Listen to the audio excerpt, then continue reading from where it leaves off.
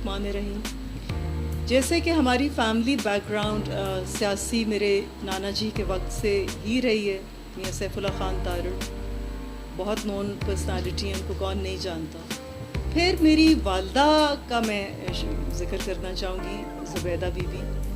وہ سیاست میں نہیں تھی، یہ ہر جگہ، ہر انٹرویو میں، ہر چینل پر، ہر اخبار میں بتاتی ہوں کہ انہوں نے سیاست دانوں کو مات دے کے وہ ایک کوئین کے لیول پہ گئی.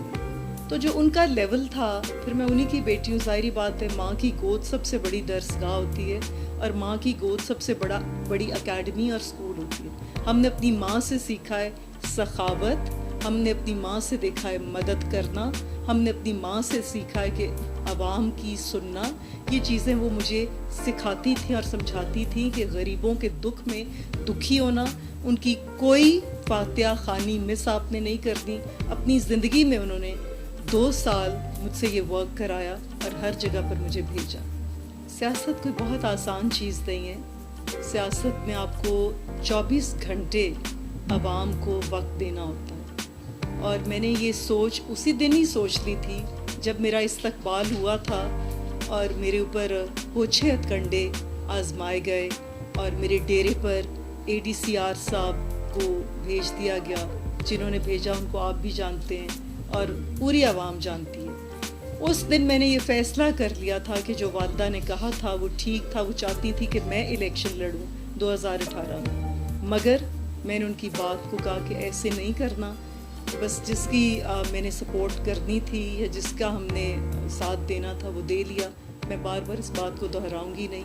تو وہ دن میرے لیے بہت ٹرننگ پوائنٹ تھا کہ جب والدین کا سایہ سر پہ نہیں ہے تو میرے پاس خود اتنا ٹیلنٹ ہے، میں اس گاؤں کی بیٹی ہوں، میرے میں اتنا ہنر ہے کہ میں ان کی خدمت کر سکوں. تو کوئی بھی چیز ایسی ناممکن نہیں ہوتی جو آپ نہ کر سکیں. وہ دن استقبال کا تھا جس دن میرے اوپر یہ سارا کچھ ہوا اور اٹیکس ہوئے اور مطلب لوگ میرے ڈیرے میں آ کر سب کچھ کر رہے ہیں. تو اگر اس وقت میں کسی عہدے پہ ہوتی تو میں دیکھتی کہ کون میرے باپ کی مسجد میں آ کر یہ حرکتیں کر سکتا ہے. تو اس لیے وہ دن میری زندگی کا سب سے بڑا ٹرننگ پوائنٹ تھا میرے پیرنٹس کے بعد. عوامی مسائل جو ہیں وہ اتنے زیادہ ہیں، لیکن سب سے زیادہ غربت، محرومیاں، نہ کوئی نوکری ہے، نہ کوئی ان کے پاس. اچھا یہ بھی نہیں کہ وہ ان ایجوکیٹڈ ہیں، پڑھے لکھے لڑکے ہیں، ان کے پاس ڈگریز ہیں اور وہ لے کے رو رہے ہیں، پھر رہے ہیں کہ ہمیں کوئی نوکری دلوا دیں، ہمیں کوئی ٹی بوائے تک وہ آ گئے کہ ہمیں کوئی ٹی بوائے لگوا دیں کہ ہمارا کوئی ذریعہ معاش بنے، ہماری کوئی منتھلی انکم آئے کہ ہم کچھ خود بھی کھا سکیں اور اپنے گھر والوں کو بھی کھلا سکیں. پھر یہاں تک کہ بچیاں بھی ماشاءاللہ اتنی پڑھی لکھی ہیں، ماسٹرز تک کیے ہیں. جتنا ہلکا میں نے پھرا ہے تو میں یقین مانے مجھے مطلب تکلیف ہوتی ہے کیونکہ خود ہماری بچیاں ہیں اور بچیاں سب کی ایک جیسی ہوتی ہیں. تو اگر بچیوں نے اتنی محنت کی ہے تو وہ رائیگاں نہیں جانی چاہیے. ان کو بھی کم از کم کوئی ایسا دینا چاہیے. جیسے اسکول ٹیچرز ہیں، کوئی ہیلتھ میں نوکریاں آتی ہیں. پھر اس کے بعد آپ دیکھیں کہ بینکرز ہیں، بینکس میں جابز آتی ہیں. تو فیمیلز کو بالکل اگنور کر دیا جاتا ہے. اور جو ہمارے برسر اقتدار ماشاءاللہ لوگ ہیں وہ تو اس طرف دیکھتے ہی نہیں نا کہ عورت کو آگے بھی آنے دینا ہے. کیوں نہیں آنے دینا؟ عورت نے کیا گناہ کیا ہے؟ عورت ہی آپ کی ماں ہوتی ہے، عورت ہی آپ کی بیٹی ہوتی ہے، عورت ہی آپ کی بہن ہوتی ہے. آپ اس کو اچھی نظر سے دیکھیں اور اس کو آگے پروموٹ کریں.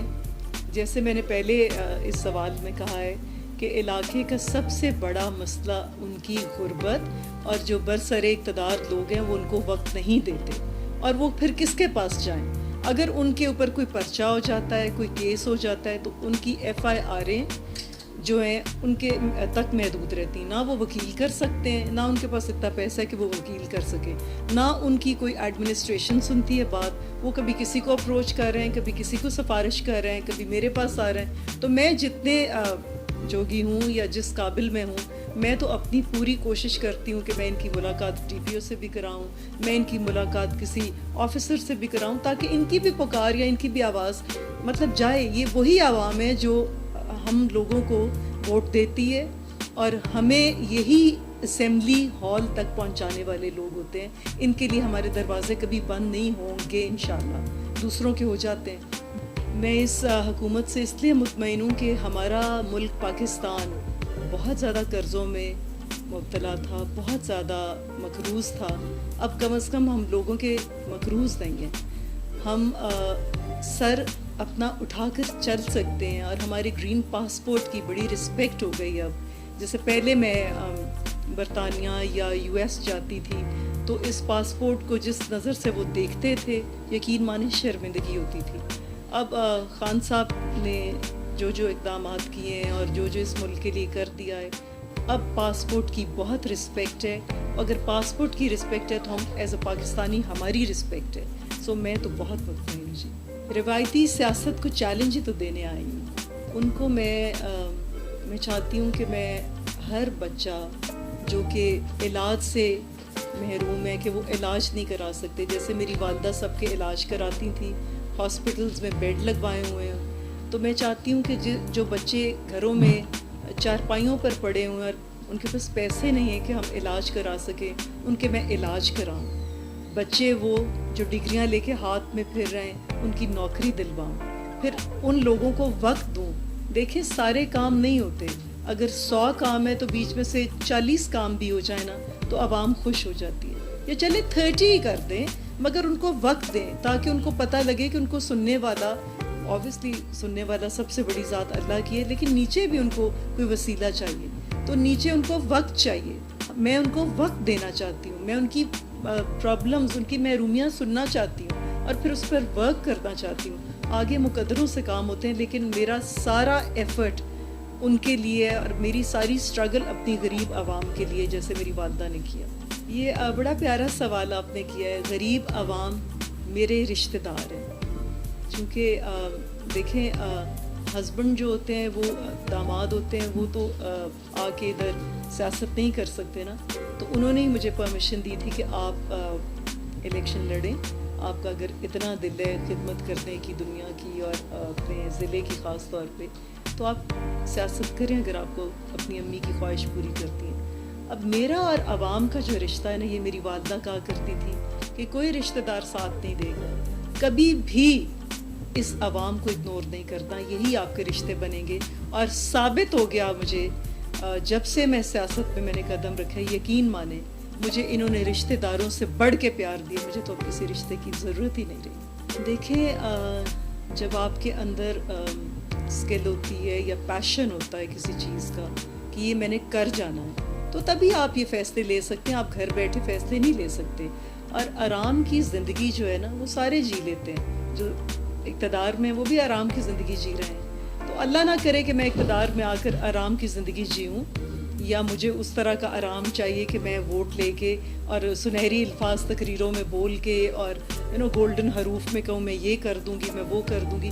میرا دل کرتا ہے کہ میں انٹرویوز میں اتنی باتیں نہ کروں جب تک ٹائم آئے اور ٹائم ان کو پروو کرے کہ میں ان روایتی سیاستدانوں سے ٹوٹلی ڈفرینٹ ہوں، اور میں ان کی مطلب بہن ہوں، ان کی بیٹی ہوں، ان کی ماں ہوں، اور بچوں کی مطلب ایک رشتہ ہے میرا ان کے ساتھ. یہ میرے رشتے ہیں، بڑے پیارے رشتے مجھے ملے ہیں، اور میں ان کو ان کے ووٹ کی قدر دلواؤں گی کہ انہوں نے اگر مجھے ووٹ دیا ہے تو میں ان کو کبھی اکیلا نہیں، تنہا نہیں چھوڑوں گی. کیونکہ تنہائی جس طرح اس گھر کو ملی ہے کہ سارا گھر ختم ہو گیا. والد صاحب 32 سال کے تھے، وہ وفات پا گئے. بھائی میرے کو اللہ جنت الفردوس میں عرفہ مقام دے، بڑی تکلیف تھے یہ باتیں. ان کو کینسر ہوا بلال سکندر کو، وہ وفات پا گئے. ان کا بچہ شوال سکندر، وہ وفات پا گیا. میری والدہ 2018 میں وہ وفات پا گئی. تو میرا نہیں خیال کہ میں کسی کو تنہا چھوڑوں گی، کیونکہ میں نے تنہائی دیکھی ہے اور وہ محرومیاں دیکھی ہیں رشتوں کے بغیر، کہ آپ کتنے اکیلے پڑ جاتے ہیں. ان سب پیارے لوگوں نے، میرے ضلع کے لوگوں نے، میرے حلقے کے لوگوں نے مجھے بڑا پیار دیا ہے، مجھے بہت ہمت دی ہے. نوجوان نسل کو میں بڑا بے بس دیکھتی ہوں، بہت بے بسی ہے ان میں. جیسے کہ میں بہت سارے ٹورنامنٹس پہ مجھے مہمان خصوصی بلایا گیا اور بنایا گیا، وہ کافی سارے ہیں، اور میں گئی تو ان میں اتنی، آپ یقین مانیں، اتنا ٹیلنٹ ہے، اتنی اسپورٹس اسکل ہے، اور اتنے ماشاءاللہ وہ ہنر مند ہیں کہ ان میں سے یقین مانیں کہ انٹرنیشنل لیول پر جانے والے لڑکے ہمارے اتنی اچھی گیم کھیلتے ہیں کہ ہمارے انٹرنیشنل لیول تک پہنچ سکتے ہیں اگر ان کو کوئی سی ڈی ملے. اب وہ سی ڈی جو ہے آبویسلی کوئی جن کو یہ ووٹ ڈالتے ہیں وہ انہیں سی ڈی بننا چاہیے نا. وہ سی ڈی کیا, وہ تو شکل بھی نہیں دکھاتے. انہیں دینا چاہیے ان کو ٹائم, اور انہیں ان کو آگے کرنا چاہیے, پروموٹ کرنا چاہیے. پروموشن کے ٹائم پہ یہ کہتے ہیں جی ہم ہیں نہیں, تو پھر یہ کدھر یہ ووٹ لے کر صرف اسمبلی تک پہنچ جاتے ہیں, اور پھر دوبارہ جب الیکشنز آتے ہیں پھر ووٹ کو خریدنے آ جاتے ہیں. تو اب انشاءاللہ ایسا نہیں ہوگا, ووٹ بکے گا نہیں انشاءاللہ. کھیلوں کے شوقین افراد میں آپ بہت مقبول ہیں, مستقبل میں آپ ان کے لیے کیا منصوبہ رکھتے ہیں؟ میرا خیال میں کہ جو اچھے کھلاڑی ہیں ان کے آپ اپنی پی آر استعمال کر کے, اپنا سوشل سرکل استعمال کر کے ان کو آگے پروموشن دلوائیں اور ان کو آگے ملوائیں تاکہ یہ آگے ٹیسٹ میچز تک پہنچیں. پھر اس کے بعد ان کے نصیب میں ہو تو یہ انٹرنیشنل بھی جائیں گے. تو ہر چیز کا ایک اسٹرگل ہوتی ہے. اب جس طرح وہ اسٹرگل کر رہے ہیں اور آگے سے ان کو رزلٹ کچھ نہیں مل رہا, میں چاہوں گی کہ میں ان کو رزلٹ دلواؤں انشاءاللہ تعالیٰ اللہ کے حکم سے. نوکریاں اگر میں منتخب ہوتی ہوں تو سب سے پہلے جو بچے ڈگریز لے کے ہاتھوں میں پھر رہے ہیں اور بچیاں ماسٹرز کر کے رو رہی ہیں کہ ہمیں کہیں ٹیچنگ لگوا دیں, کوئی ان کے لیے میں کوئی ایسے یونٹس بنواؤں گی اسٹچنگ کے لیے, کوئی یہ اسٹچنگ کریں, کسی محکمے میں لگ جائیں. لڑکیاں جو ہیں خاص طور پہ نا بالکل ان کو اگنور کر دیا جاتا ہے. ان کو کسی جیسے ہم دیکھیں بڑی بڑی ایئر ہوسٹسز ہوتی ہیں, وہ اتنی کوالیفیکیشن کے ساتھ جاتی ہیں. ایئر ہوسٹسز یہ لگ سکتی ہیں. اتنے پروفیشن ہیں کہ ان گنت وہ پروفیشن ہے. ان کی نوکریاں بچیوں کی اور لڑکوں کی یہ سب سے اولین جو ہے نا میرا یہ مشن ہے انشاءاللہ تعالیٰ, اور وہ میں کروں گی اللہ کے حکم سے. بہت شکریہ آپ کا, بہت شکریہ.